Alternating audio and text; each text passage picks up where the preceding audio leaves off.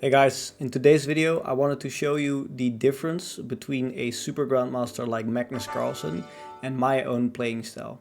And I'm going to take a game he played recently in the Norway chess event against Gouda, the first round. And I'm just going to analyze the game he played, analyze what he was thinking, analyze what he was doing, and I'm then going to play the exact same game from the 12th move onwards.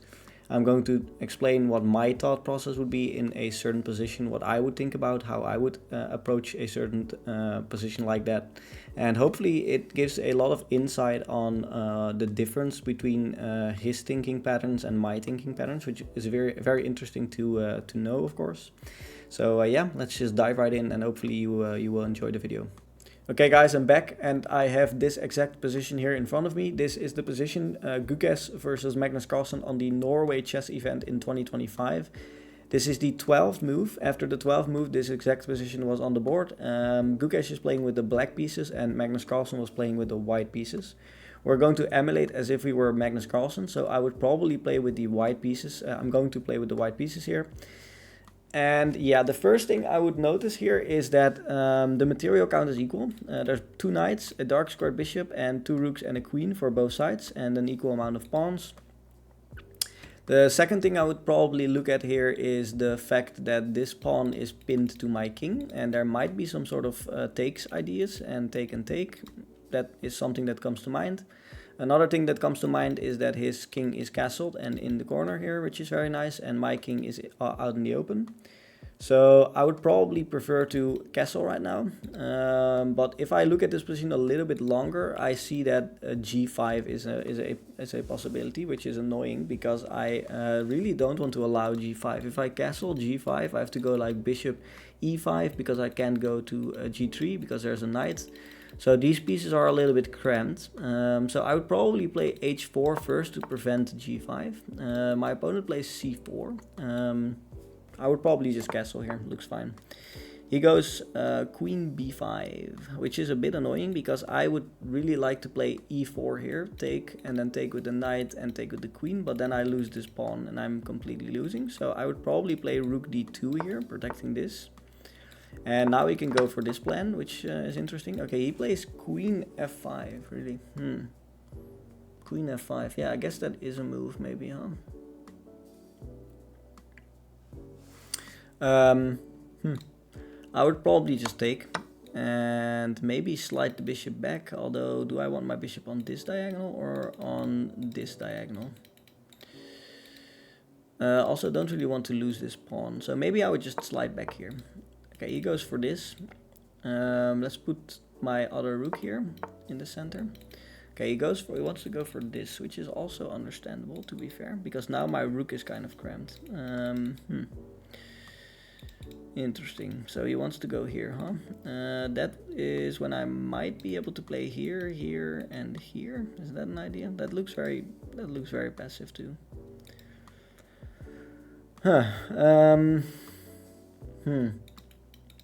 I'm already not really liking this, to be fair.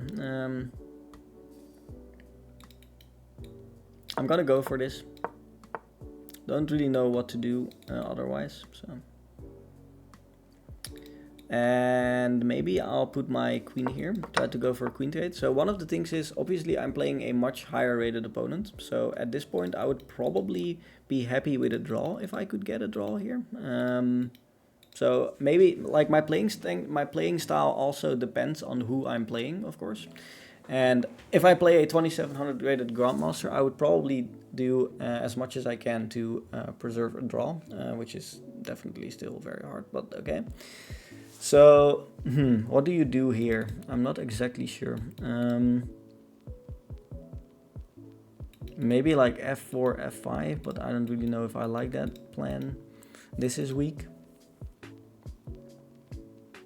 Is there any knight move he's tempting to do? He almost has a trapped knight, but I don't really think it really is trapped.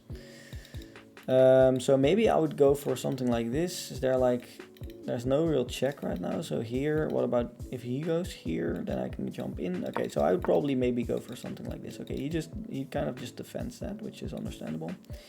Maybe here I would try to go, I don't know, like walk my king up or something. I mean, honestly, like, I don't really have all the time in the world, so I would probably, I mean, if I was playing a classical game, obviously I have a lot more time to think, but something like this, just trying to go, trying to get my pieces a bit better placed, and maybe something like this. Although here my pieces are definitely not very good placed, but okay. Like, maybe this is just a draw, right? I mean, what about just shuffling my pieces back and forth? Is this just a draw? Maybe it is.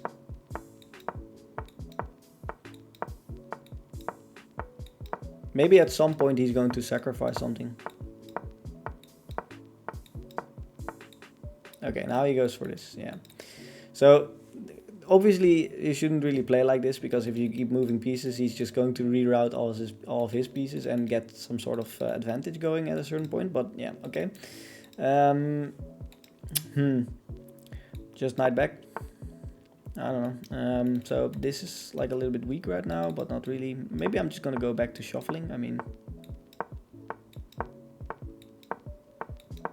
yeah, so obviously I wouldn't play like this in the real game, but if I were playing a very strong player, I wouldn't mind getting a draw here. And yeah, so he once again got his pieces into the optimal setting. He put two rooks behind each other, a bishop, so yeah.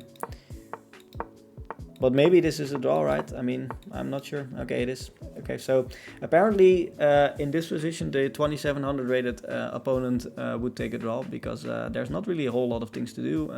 Apparently he just analyzed the position and determined that this is just simply a draw. So, I mean, okay, we're going to see what Magnus Carlsen played, and I'm very curious as to how he played the position and how he eventually won the game. Okay guys, so we are back once more, and this is the actual game between Gukesh and Magnus Carlsen. And yeah, this is the exact position we just started from. Of course, like I mentioned, Gukesh is playing with the black pieces, Magnus Carlsen with the white pieces, and we're going to just loop through the moves here and see what Magnus placed. So first of all, the first move Magnus played here was indeed h4, which is a good move according to the computer. But the computer says knight e5 is actually the best move. So knight e5. Yeah, okay, not sure why this is exactly that good. There's like knight takes, and then there's like bishop takes, and now there's of course no more this. But maybe that there's this now. Isn't this just very annoying? Then the computer says you can go f4. Okay, well, I mean, a lot of things to calculate. However, Magnus played h4, which is the same move that we played, stopping g5, which is I think pretty important. I think castling here is a little bit of a mistake, right? I mean, isn't this just pretty annoying? Apparently, this isn't even that annoying. Huh. Interesting. So what about something like this? What do you do here? Here you go knight e1 according to the computer. Wow. And what about just this? Isn't this just trapping your knight? Or your bishop, I'm sorry. Am I just, okay, what? Queen h5, okay, wow. Infiltrating with your queen. Doesn't matter that you're losing this because you infiltrate. And you're just way too strong here. Okay, well, that is very interesting. That is something that I think Magnus Carlsen overlooked, and I probably did as well, because I don't really, yeah, I didn't really think that this was all that good. But however, it should be possible maybe. But we both played h4 to stop g5 because we thought it was pretty annoying. And in this position, Gukesh played queen a4, which is also a very good move. And here we see knight e5 from Magnus Carlsen. Interesting. I guess knight e5 is okay. Of course, we just saw it in the computer line. After taking and taking, there we see knight d7. And yeah, I mean, I feel like this is a pretty bad position for white, because this pawn is almost hanging. Do you just play h5 here? Is that the idea? Is that what Magnus played here? I feel like this is pretty strong, right? I mean, you're going to double up these pawns. You have to do something about. Oh, you're not castled yet, so this is still protected. Okay, interesting. Yeah. So I guess you can just play something else here. Yeah, you just place his bishop back, and this is obviously not under attack because it's protected by the rook. Interesting. But now you can't castle though. Yeah. So this is what happened in the game. Magnus Carlsen played bishop f4, and we see queen a6 by Gukesh. Now we see queen f3. Apparently computer says this is the best move to take here, and play something like this. Now you can play something like h5, and yeah, I think it still is like 99% equal here. As long as neither of these players blunder, it is still very much equal. Here we see bishop d6, which is an inaccuracy according to the computer. Apparently bishop d6 isn't the best move. And the reason it is not is because, okay, he plays knight h5, which is interesting. Yeah, knight h5. I'm not sure if I would have been in this position, I would have probably just taken the bishop. But knight h5 is the best move apparently. Also, oh, there also is bishop takes. I guess that's fine too. But knight h5 is the best move according to the computer. And after taking, you take with the queen. Okay, and we see e5 being played. And apparently the taking with the d pawn here is the best. However, Magnus Carlsen decided to play queen g3, trying to get a mate on the board. And we see queen g6 by Gukesh. We trade queens, move back, and take. Now there is just a simple pawn push. So I think in general, one of the things to get from this position is very interesting that Magnus Carlsen has just never castled. He hasn't castled, and now of course there is no need anymore to castle, at least not as much as there was in the beginning, because now it simply is a 2 rooks and a knight endgame. Almost endgame. Okay, we see knight e2, and yeah, I mean, there's just a lot of shuffling. I don't think anybody is going to. Don't think Magnus Carlsen is going to castle anymore. Yeah, and at this point, it just becomes a very interesting end game here.